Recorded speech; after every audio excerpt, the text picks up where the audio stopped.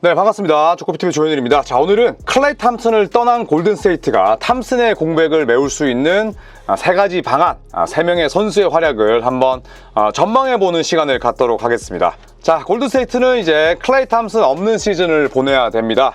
클레이 탐슨은 댈러스와 3년 5천만 달러의 계약을 맺고 댈러스로 떠나게 됐습니다. 자, 이로써 댈러스는 루카 돈치치, 카이리 어빙과 짝을 이룰 수 있는 훌륭한 슈터를 얻었지만, 반면 골든스테이트 워리어스는 시스템 농구의 한 축이었던 클레이 탐슨 없는 시즌을 보내야 합니다. 자, 뭐 대신에 골든스테이트는 카일 앤더슨, 디앤서니 멜튼, 그리고 버디 힐드를 데려왔습니다. 자, 이 세 명의 외부 영입도 기대를 모으지만 골든스테이트 팬들이나 골든스테이트 내부적으로는 바로 이 선수 브랜든 포젬스키의 성장을 엄청나게 기다리고 있죠. 자, 브랜든 포젬스키에 앞서서 버디 힐드부터 소개를 한번 시켜드리도록 하겠습니다. 자, 이 버디 힐드는 NBA에서 632게임을 뛰었습니다. 엄청나게 출석률이 높아요. 버디 힐드는 웬만해선 다치지 않고, 다치더라도 회복이 빠릅니다. 그리고 다치지 않는 농구를 하고요. 지난 시즌 같은 경우에도 인디애나에서 뛰면서 필라델피아로 이적을 했는데 84게임 뛰었습니다. 84게임을 전부 다 뛸 정도로, 보통 이제 82경기잖아요. 근데 트레이드가 되면서 이제 일정이 좀 꼬였고, 버디 힐드가 평소에 비해서 2게임이나 더 뛰었습니다. 84게임을 뛰었는데 3점 마스터예요. 지난 5년을 놓고 보면은 이 버디 힐드가 3점을 제일 많이 넣었습니다. 놀랍게도 스테픈 커리가 아니죠. 3점을 제일 많이 넣은 선수가 버디 힐드고, 그리고 3점 성공률 39.2%로 지난 5년 동안 6위, 3점 시도 개수 8.7개로 5위. 그러니까 최상급 3점 슈터입니다. 물론 버디 힐드가 수비가 약하고 뭐 플레이메이킹이 잘 되지 않는 단점은 있지만, 이 버디 힐드가 세크라멘토에서 뛰다가 인디애나로 왔었던 초창기에는 플레이메이킹도 엄청나게 했거든요. 지금은 이제 타이리스 할리버튼이 있다 보니까 버디 힐드가 뭐 그런 역할을 많이 줄이긴 했습니다만, 할리버튼의 이야기대로 이 버디 힐드가 있게 되면 모든 선택의 폭이 굉장히 넓어지게 됩니다.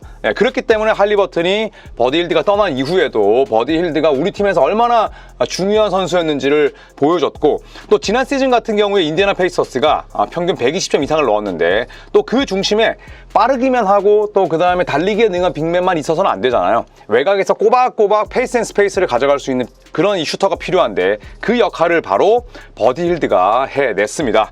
자, 그래서 타이리스 할리버튼이 이렇게 얘기를 합니다. 버디 힐드의 존재감은 나한테 정말 큰 의미가 있었다.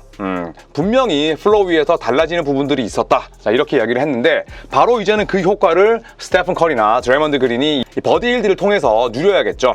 자, 그리고 또 하나의 선수는 바로 브랜든 포젬스키입니다. 자, 브랜든 포젬스키는 이 앤서니 슬레이터라는 분이 이야기를 했듯이 스티브 커 감독 그리고 마이크 던니비 단장으로부터 한 가지 주문사항을 받았습니다. 바로 3점을 8개에서 10개를 던져라. 자, 이런 이야기인데, 지난 시즌에 이 브랜든 포젬스키의 평균 3점 시도 개수는 3개를 간 넘는 수준이었어요. 그러니까 3점을 던지지 못하는 선수는 당연히 아니었죠. 왜냐하면 지난 시즌 3점 성공률이 38.5%였지만 3점을 던지는 시도 개수가 3.2개, 많지 않았습니다.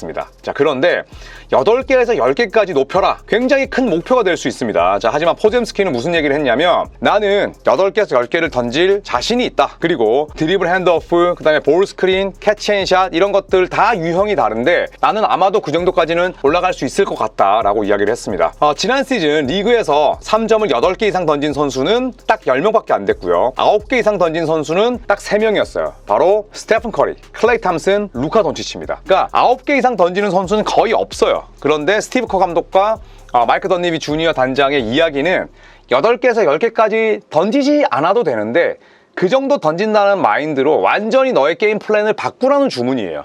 자, 그러면서 브랜든 포젬스키가 어떤 얘기를 했냐면, 포젬스키가 내가 코치님들이랑 같이 비디오로 분석을 해봤는데, 지난 시즌 같은 경우에 경기마다 놓친 3점이 한 2개에서 4개는 되더라. 그러니까 내가 던질 수 있는 슛 기회를 내가 잡지 못했다고 인식을 하고 안 던진 경우가 꽤 많더라. 지금 이런 얘기입니다. 그것만 하더라도 나는 경기당 5개에서 7개를 던질 수가 있으니, 내 게임 목록에서 훅샷이나 플로터 같은 거를 제외시키고 3점을 더 던진다면 나는 8개에서 10개 정도까지 도달할 수 있을 것 같다 라고 이야기를 했습니다. 그러니까 지금 브랜든 포젬스키가 지금 뭐 메롱하고 있는 저런 사진에서도 알 수 있듯이 굉장히 좀 발칙한 선수예요. 플레이 스타일 자체도. 샷 크리에이팅도 엄청나게 뛰어나진 않지만 그렇다고 구리지도 않거든요. 그리고 무엇보다도 이 브랜든 포젬스키의 장점은, 일단 UCD 퍼센트가 낮은 거는 뭐 저연차이기 때문이기도 하지만, 반대로 차지 드로운, 이게 뭐냐면 오펜스 파워를 유도하는 횟수예요. 무려 38개입니다. 저는 그렇기 때문에 브랜든 포잼스키에게 약간의 카일 라우리의 냄새가 난다고 생각을 하거든요. 라우리도 처음에는 평균 16점, 17점 넣을 수 있는 선수라고 평가받지 못했어요.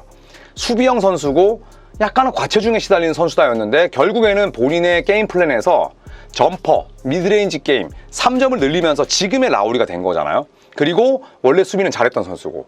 그래서 저는 브랜든 포잼스키의 저런 오펜스 파울을 유도하는 능력 자체는 타고났다. 이거는 그냥 BQ의 영역이고 엄청나게 영리한 선수라는 저는 징표라고 생각을 해요. 그렇기 때문에 저는 스티브 커 감독이나 마이크 던리비 단장이 엄청나게 중요한 것을 놓치지 않고 저는 요구했고 요청했다고 생각을 합니다. 자, 그리고 디앤서니 멜튼을 빼놓을 수가 없죠. 네, 디앤서니 멜튼 같은 경우에는 수비형 선수에 가깝습니다만, 자, 지난 시즌 38경기 뛰면서 11.1득점, 그리고 필드골 성공률은 떨어졌지만 3점이 36%였습니다. 3점을 던질 줄 아는 선수라는 거죠. 그리고 기본적으로 뭐 볼을 오래 소유하는 그런 볼 호구와는 완전히 거리가 멉니다. 자, 지난 시즌은 등 쪽과 허리 쪽이 좋지를 못해서 절반 이상을 날렸습니다. 자, 하지만 필라델피아에서 충분히 수비 스킴을 바꿀 수 있는 그런 능력을 항상 보여줬었고, 그리고 디앤서니 멜튼이 뛰었던 그 첫 2달 동안 필라델피아의 디펜시브 레이팅이 110.5,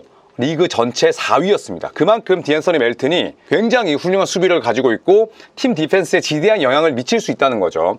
아주 스크린을 또 잘 빠져나오는 선수고, 내비게이팅 능력도 아주 훌륭하고, 그리고 항상 디플렉션, 패스의 경로를 굴절시킬 수 있는 그런 능력이 뛰어납니다. 이 말이 즉슨 내가 락다운 디펜더로서 대인 수비도 좋지만 팀 디펜스를 읽는 능력이 뛰어나다는 거예요. 그렇기 때문에 저는 포잼스키와 디앤서니 멜튼이 스테픈 커리와 함께 짝을 이룰 때 골든스테이트 워리어스의 백코트는 전혀 수비가 약하지 않다라고 생각을 하는 거죠. 그리고 디앤서니 멜튼은 나이가 많지 않아요. 충분히 또 젊음과 에너지를 줄 수 있는 선수입니다. 1년에 12.8밀, 단년 계약이지만 저는 다음 시즌에 디앤서니 멜튼은 백업 포인트 가드로서 20분 전에 출전 시간을 가져가지 않을까. 동시에 클레이 탐슨이 부상 이후에 해내지 못했던 그런 이 허약한 수비력을 저는 디앤서니 멜튼이 굉장히 잘 메울 수 있을 거라고 생각을 합니다. 저는 디앤서니 멜튼의 수비력, 그리고 버디 힐드 최고의 3점 슈터의 가세도 있지만 저는 개인적으로는 브랜든 포잼스키의 성장이 제일 기대가 돼요. 이번에 브랜든 포잼스키가 미국 대표팀이랑 같이 훈련을 했었잖아요. 그리고 그다음 그 팀의 셀렉트 팀의 쿠퍼 플래그라는 2006년생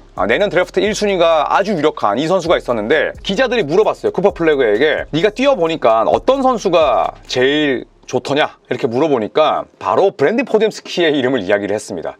그만큼 브랜든 포잼스키가 가지고 있는 매력이 엄청난데, 이 포잼스키가 또 미국 성인 대표팀 선수들과 함께 부대 끼고 또 경쟁하면서 엄청나게 많은 걸 느꼈다고 해요. 그리고 또 파리 올림픽까지 직접 다녀왔기 때문에 저는 포잼스키가 바로 이 선수 클레이 탐슨의 공백을 메울 수 있는 첫 번째 옵션이 될 테고, 버디 힐드의 공격력, 3점 능력, 디앤서니 멜튼의 수비력, 그리고 이런 부분들이 잘 저는 결합이 된다면 골든스테이트 워리어스의 백코트는 클레이 탐슨이 뛸 때보다 오히려 더 강해질 수 있겠다라는 생각이 들었습니다.